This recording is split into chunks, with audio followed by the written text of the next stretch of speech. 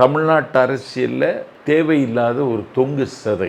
பின்னாலே ஒரு 8% வாக்கு இருக்கு. 1% கூட இப்போது இல்லை. இப்போது மாடுகளை நம்பி தான் அவர் இருக்கார். அடுத்து மரங்களை கூட வச்சு மாடுகள் மரங்கள் அகரங்களை நம்பி இருக்கிறார்களே தவிர உயர்திண்ணைகளை நம்பி அவர் இல்லை. ஏன்னா அவ்வளவு தப்பும் தவறும் அவர் செய்து கொண்டிருக்கிறார். ஒரு மீண்டும் பழைய கற்காலத்துக்கு தமிழகத்தை இட்டு செல்ல வேண்டும் என்பது தான் சனாதனிகளினுடைய குறிக்கோள். அந்த குறிக்கோளை நிறைவேற்றுகிற ஒரு கூலி தான் நண்பர் சீமான். முதல்ல பெரியாரை பேச வேண்டுமெனா பெரியாரை வாசிக்க வேண்டும். நான் வாசித்தேன், மறுவாசிப்பு செஞ்சுட்டு தான் பேசுகிறேன். வாசிக்கலை. பெரியாரை பற்றி அவர் விமர்சனம் செய்வதாக இருந்தால் நாஞ்சில் சம்பத் உங்கள் அறம் வலைத்தளத்தின் மூலம் சவால் விடுகிறேன். பெரியாரை குறித்து அவர் விமர்சனங்களை வைக்கட்டும், அதை எதிர்கொள்ள நான் தயாராக இருக்கிறேன். அதற்கு அவர் தயாரா என்று கேளுங்கள்.